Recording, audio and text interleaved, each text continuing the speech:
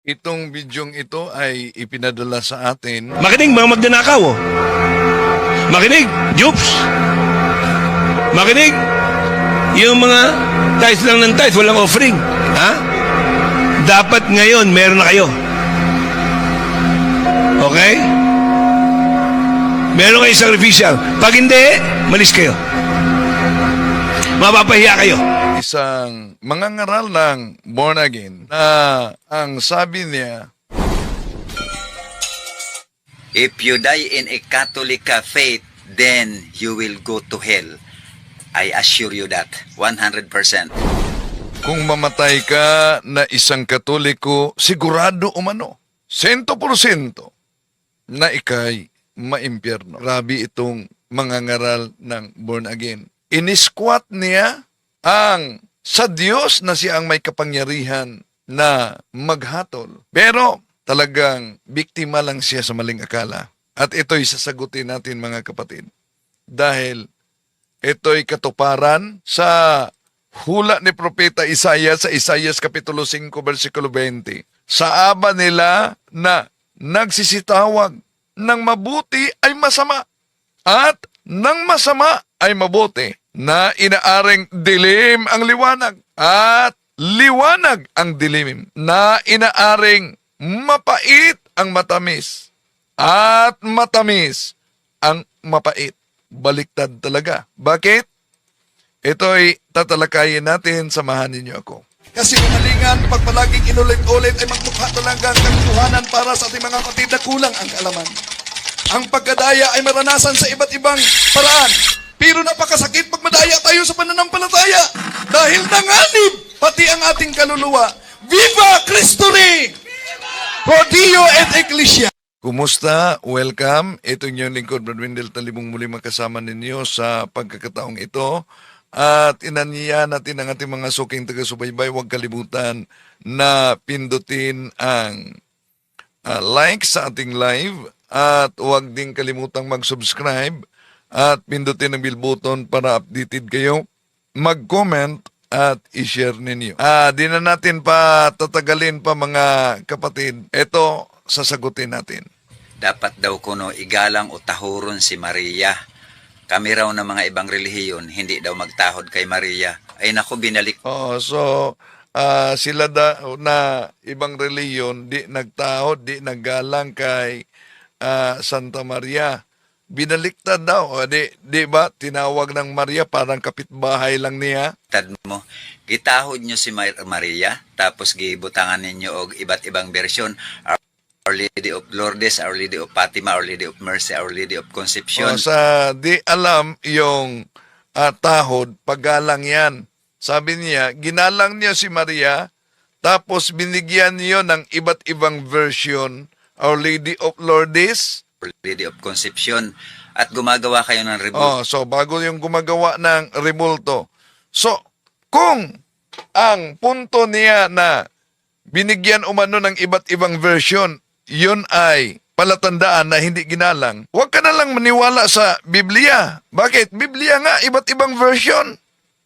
Wala naman kayong sariling Biblia. King James Version, may New King James Version, may Standard Version, may English Standard Version. Ang Our Lady of Lourdes, ang Our Lady of Fatima, di yan version, kundi ang pagtawag sa aparasyon kung saan nagpakita ang mahal na Birhen Maria. Wala yan sa ibang sikta dahil di kasi ninyo kasama si Santa Maria. Si Panginoong Hesus nga, tinawag na Jesus Nazareno. Dahil taga Nazaret siya. Ang mahal na Birhen Maria, tinawag na Immaculate Conception, tatalagayan natin, dahil wala siyang bahid ng anumang kasalanan. Sabi niya, di niyo ginalang. Bakit? Kung Bible alone kayo, nasa Bible ba na ang pagtawag ng Our Lady of Fatima, Our Lady of Lourdes, ay di paggalang sa mahal na Birhen Maria? At sabi pa niya, Ito at larawan nila, ginawan umano ng larawan ang mahal na Birhen Maria. ito at larawan nila para ibenta. Pagtahod ba yan? Oh, so ginawa ng larawan para ibinta. Yun ba'y paggalang? May logic kaya itong mga ngaral ng born again na ito? Di ba wala kayong Bible? Pero kadalasan ginagamit ninyo na Bible, King James Version. Alam nyo ba na ang King James Version ay opisyal na Bible yan, version ng Anglican. Hindi yan sa mga born again. Pero namili lang kayo ng Bible. Kadalasan ang Biblia. King James Version. Oh, ngayon, punta tayo sa Biblia. May King James Version 1611, may King James Version na kulang sa 1827 sa British Foreign Bible Society na 66 books. Lahat na yang mga King James Version Bible, pinagbibintayan at kayo mismo namimili. Ibig po ba sabihin, dahil nagmili kayo ng salita ng Diyos sa pamamagitan ng Biblia, di yan paggalang sa inyo? Ano gusto siguro ng pastor sa mga ngaral na ito? Dapat libre lang habang 10% talaga ang kanilang koleksyon. Makinig mga magnanakaw. Oh. Makinig, Jupes. Makinig, yung mga tithes lang ng tithes, walang offering. Ha? Dapat ngayon, meron na kayo. Okay? Meron kayo sacrificial. Pag hindi, malis kayo. Mapapahiya kayo. I'll make sure pahihiyain ko kayo. Okay? Hindi kayo kasama rito sa church. Ayaw ng Diyos ng mga magnanakaw. Pinapatay niya agad. Mga miyembro may trabaho. Brother Louie, huwag kayo magbibigay ng 20 pesos. May paupahan ka. Sakripisyo mo. May nagtatrabaho mga anak nyo. Sakripisyo kayo. Si Jemuel. Jeruel. May mga trabaho na yan eh. Sino hindi pa nakakita doon? Sa taas. Nakita mo na, Adrian? Ang taas? Project natin. Ikaw, Arvin. Nakita mo na, Arvin? Nakita mo? Papahiya ka pa bago ka tatayo. Sino pa po? Sino pa hindi nakakita? Umakyat kayo. Umakyat kayo. Okay? Sino pa hindi nakakita? Kita nyo nakakahiya? Hindi kayo makatayo? Hiyang-hiya kayo? Bakit? Nakakahiya kayo! Miyembro ka, hindi mo alam yung project sa taas, tapos maglalaro ka dyan, tataas-taas ka dyan. Pag nagawa, anong kwenta mo? Magbigay. May sacrificial ba kayo? May sacrificial. May trabaho ka ba, Arvin? Wala? Nagkakapera ka ba? Nagkakapera ka? Wala naman eh. Okay po? Miskin na mga bata na nandito. Ipasa natin. Okay? Wala ka, boy? Ano ba naman yan? Bisita? Pwedeng bisita, pero pwede magsakripisyo, ha? Ayos na po, nakapagbigay lahat. Bibilangin yan. Pag wala ka mamaya, markado ka bata. Ibig sabihin, wala pangalan mo dyan, pahihiyain ka. Kahiya ka. Okay? Mariki. Ayun pala. Andiyan ba? Nadadala mo na? A bit late ka kanina. Nanundo? Kayo mga may sasakyan, huwag kayong magpapahuli, ha? Wala kayong kakwenta-kwenta. May sasakyan na kayo, nahuhuli pa kayo. Jonard. Bulok, tanga, stupido. Yung ibig sabihin ng BTS. Sa totoo lang. Bulok, tanga, stupido. Tabi-tabi po, ha? Dapat tayo, mga malalakas na sa Panginoon, ha? Mga pastor, huwag kayong nakasaktan. Maraming BTS na pastor. Hindi alam ang kanilang ecclesiology, nagpapastor. Kaya sabi ko kay Pastor Mer, sinusuportahan mo si Romuald Olango. Ikaw nagsasabi ng Proverbs chapter 28, verse 26. He that believeth in his heart is a fool. Huwag dahil sa kaibigan mo yan, susuportahan mo. Dahil ahas yan dito. Kaibigan mo yan, tapos kaibigan mo ako. Kaya sabi ko sa kanya, ultimatum ito, Pastor Mel, kung hindi ka makikipagkalas dyan, sa mga tinutulong mo dyan, nung last Saturday, lumayo ka dyan.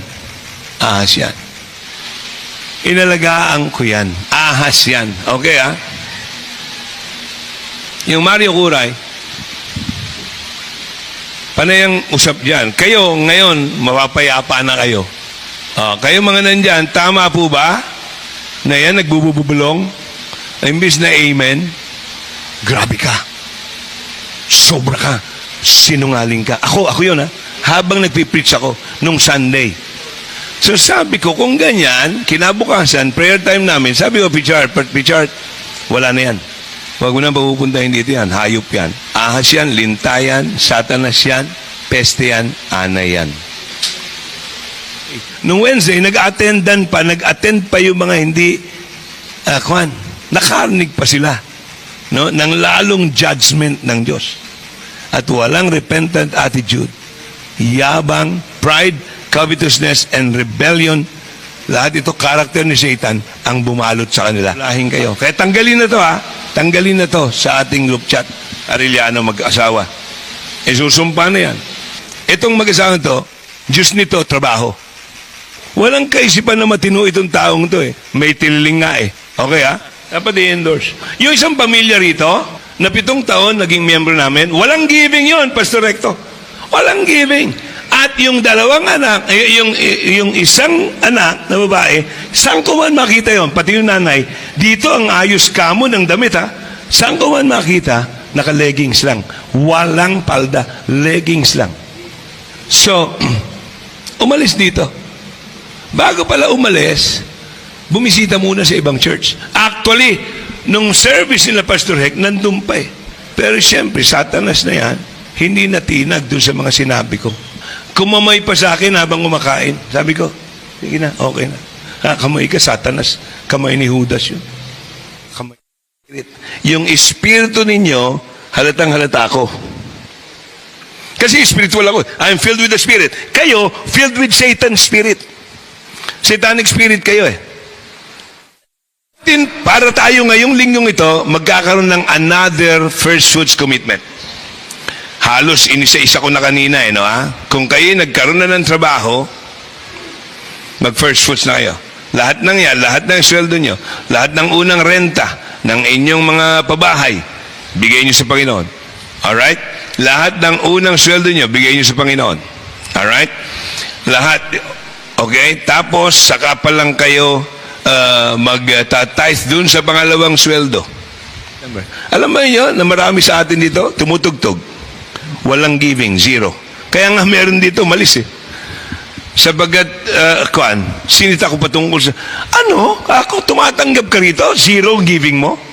Pero kung ikaw mismo, miyembro ka, wala kang commitment, umalis ka rito. Okay? Wala kang pakinabang.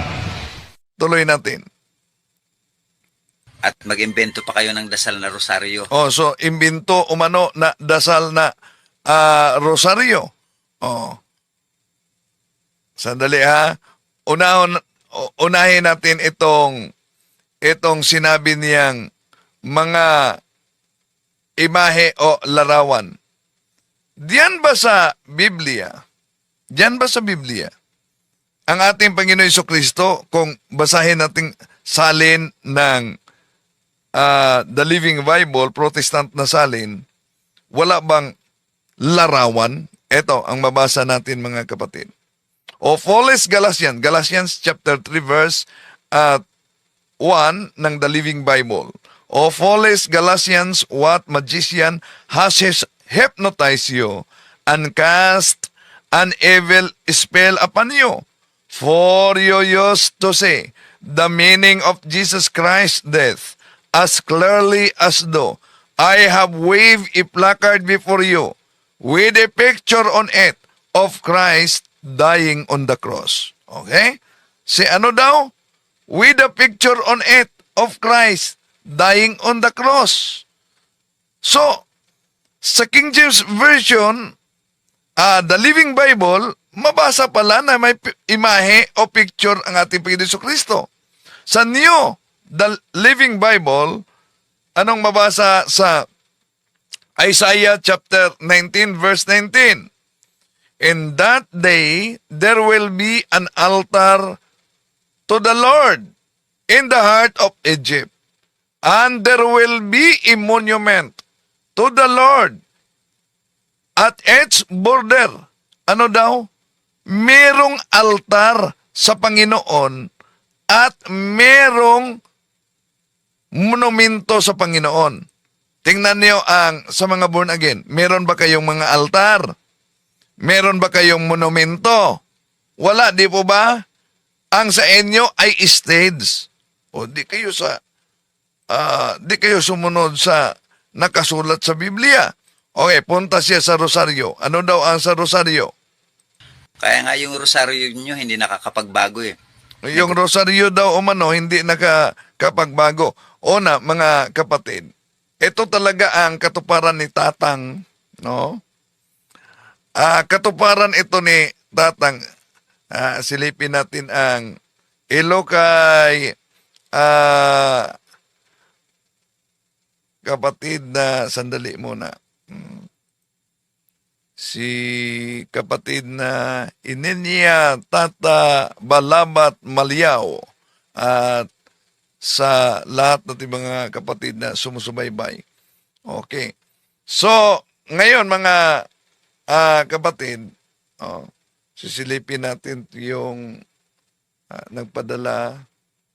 May pinadala kasi itong videong ito. No? At sasagutin natin punto por punto bago tayo papasok sa sandali, nawala. Bago tayo papasok doon sa punto por punto ngayon, mga kapatid. Oh. Okay. So, ito ang katuparan sa nakasulat talaga na binasa natin ang Isaias 5:20. Nasa aba nila na nagsasabing ang mabuti ay masama at ang masama ay mabuti at iniaring dilim ang liwanag at liwanag ang dilim. Imagine, imbento ang rosaryo daw. Oh. Ang tanong, ano ba ang nasa loob ng rosaryo? Dahil para sa kanya, ang rosaryo di daw umano ito makapagbago. Di po ba ang nasa rosaryo, mga kapatid? Very biblical ang nakasulat sa rosaryo. Bakit binasa natin ang Isaias Kapitulo 5, versikulo 20? Nasa aba nila na nagsasabing ang mabuti ay masama at ang masama ay mabuti. At inaaring dilim ang liwanag at liwanag ang dilim. O baliktad, ganon talaga ang sa demonyo, baliktad, di ba? Bakit? Binanatan ang rosary dahil di daw makapagbago. Ano bang sinasambit natin sa rosary? Di ba? Una, in the name of the Father and of the Son and of the Holy Spirit.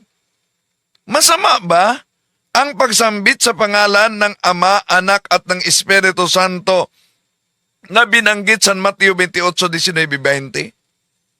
Pagkatapos may Apostles' Creed. I believe in God the Father Almighty, San Mateo Kapitulo 5:45. Creator of heaven and earth, Genesis chapter 1 verse 1. At nasa Roma Kapitulo 1 versikulo 20. And in Jesus Christ, His only Son, our Lord, Mateo Kapitulo 3. Napaka-biblikal yan, mga kapatid. Napaka-biblikal. At glory be to the Father, and to the Son, and to the Holy Spirit. Mabasa natin yan sa Mateo sa Judas Kapitulo 1, versikulo 25. So, napaka-biblikal ang nasa rosaryo. At ano pa? Di po ba turo ng ating Panginoon Jesucristo sa Mateo Kapitulo 6, versikulo 9 hanggang 13 na kung manalangin kayo, sabihin, ito ang panalangin, Our Father who art in heaven, holy be your name, your kingdom come. Nasa San Mateo Kapitulo 6, versikulo 9 hanggang 13. Meron pa tayong tinatawag na Fatima prayer. Ano ang sa Fatima prayer? Oh my Jesus, forgive us our sins. Anong para sa kanila? Oh my Jesus, do not forgive us our sins. Imagine, sino ang katuparan sa San Mateo Kapitulo 5, Isaias Kapitulo 5, versikulo 20? Sa aba nila na nagsisitawag ng mabuti ay masama at ng masama ay mabuti, na inaaring dilim ang liwanag at liwanag ang dilim. Di ba kabaliktaran sila? Sa rosary, sinasambit natin, Our Father who art in heaven. Masama daw yan. Oh, isip-isip na kayo mga born again, ha? Isip-isip na kayo. Maliban lang kung willing kayo makipagharapan sa public debate. No? Oh. So, tuloy natin. Di daw makapagbago ang rosary.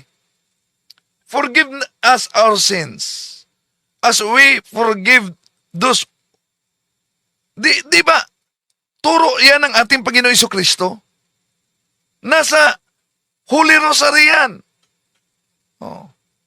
Okay, tuloy natin. Rosaryo pero palamura pa rin. Oh, yung nagro-rosaryo daw, palamura pa rin. Ito'y, kung sa korte pa mga kapatid, ang ikinakalat nitong mama na ito ay heresy. Ano yung heresy? Heresy, information received from another people that one cannot adequately or substantiate rumor.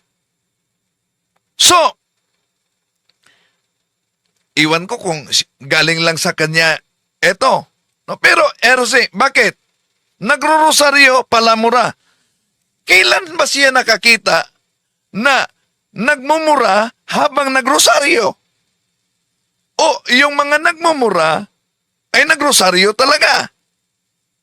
Oh, ano pa? Rosaryo pero live-in pa rin sa babae. Oh, nagro-rosaryo daw pero live-in sa babae. Sino bang ituro niya na nagrosaryo, babae sa babae, nag-live-in? Basta lang makabanat itong mga ngaral na born again. Oh. Rosaryo pero live-in pa rin sa lalaki. Oh, nagro-rosaryo daw, tinutukoy niya dito yung mga bakla at lalaki, no? Na sabi niya, nagro-rosaryo pero live-in sa lalaki. Sino bang ituro niya na nagro-rosaryo pero lalaki nag-live-in? Oh, mga ngaral ito. Pero pati siya, di niya alam na siya pala'y nagpakalat na ngayon ng tinatawag na chismis. Oh. Dahil bunsod sa damdamin niya para lang siraan ang pananampalatayang Katoliko. Pero parang sa buhol ito, no? I-contact mo ako kung willing kang makipagharapan. Anong topic? Rosary? Diyan tayo sa Tagbilaran. Di ba taga Bohol ito? Oh. Sacred images? Willing ba kayong makipagharapan sa ngalan sa born again na inaniban ninyo? Contact mo ako. Schedule natin yan, kapatid. Oh. Okay. Tuloy natin. Nagro-rosaryo pero nagdidisco, Dance and Satan's Company. Oh, so nagro-rosaryo umano pero nagdidisco. Kailan ba ka nakakakita na nagro-rosary and then nagdidisco? Dance with Satan Company. Di ba niya sandali. Di ba niya alam na i-comment ninyo mga kapatid. Oh, dito tayo. Born again ka. Di ba? Ano itong ulat kaugnay sa pastor? Comment kayo kung marinig niyo mga kapatid, ha? Isang pastor na umano'y nang halay ng isang minor de edad na miyembro ng kanilang simbahan huli sa manhunt operation. Nako! Wala nang takas ang lalaking ito ng posasan at basahan ng sakdal sa ikinasang manhunt operation ng mga operatiba ng District Special Operation Unit ng Manila Police District sa bahay nito sa Caloocan City mag-aalas 2 ng hapon kahapon. Kinilala ang lalaki na si Michael Moreno, 46 na taong gulang at isang pastor na nanghalay umano sa isang... Okay. Pastor ito ng born again. Hindi ito nagro-rosary. Pero nahuli. Bakit? Nanghalay ng miyembro. O anong masasabi mo? Mga kapatid, narinig nyo ba ang pinarinig ko ditong balita? Hindi lang yan. May pastor born again pa na nahuli sa buy-bust operation. Nakuhanan ng droga. Sandali, narinig nyo ba ang balita? Kaugnay sa pastor na ito na okay. Mahina. Halay ng isang minor de edad na miyembro ng kanilang simbahan huli sa manhunt operation. Nagpapalit si Pian Manalo. Wala nang takas ang lalaking ito ng posasan at basahan ng sakdal sa ikinasang manhunt operation ng mga operatiba ng District Special Operation Unit ng Manila Police District sa bahay nito sa Caloocan City mag-aalas 2 ng hapon kahapon. Kinilala ang lalaki na si Michael Moreno, 46 na taong gulang at isang pastor na nanghalay umano sa isang minor de edad na miyembro ng kanilang simbahan. Oh, so, hindi yan nagro-rosaryo, ha? Pastor yan. Kasama ninyo na pastor. Hindi lang yan. Meron pa. Nahuli, pastor, nahuli. Dahil sa heinous crime. Yung may asawa na na miyembro niya, abay, nirelasyon niya. Oh. Hindi yan nagrosaryo. Di ba? Okay, tuloy natin ang mga ngaral na ito. Ano ang tinawag nyo kay Maria? Hindi kayo papansinin ni Maria at maging ng Diyos hindi kayo papansinin kasi puro kayo pakunwari. Repent and accept Jesus to become a born again. So, repent and accept Jesus to become a born again. Una, puro pa kunwari. Inocentis. Good evening, watching from Masbati. Okay. Nakikinig po ako sa inyo palagi si Juanita. Hello po, kapatid Juanita. No? Welcome po sa ating pagsubaybay. Pero, una kung siya ay dating Katoliko, siya ang katuparan din sa babala sa unang Juan kapitulo 1 versikulo unang Juan 2 unang Juan 2:18-19. Ano nakasulat? Nandito na ang mga antikristo. Sila'y galing sa atin, ngunit sila'y humihiwalay sa atin upang malaman na sila'y hindi talaga kasama natin. No. Pero kung siya talaga ay born again, hindi, biktima lang sila sa maling akala. Pero kung tingnan at pag-aralan natin mabuti na kayong nag-aangkin na mga born again na ligtas na, wala kayong tinatawag na unbroken line of succession. Bakit? Halimbawa, sa taong 400, sinong born again ang ituro mong kasama? Di ba wala? Oo. Dahil bago lang kayo lumitaw at tatag lamang ng tao. Kaya,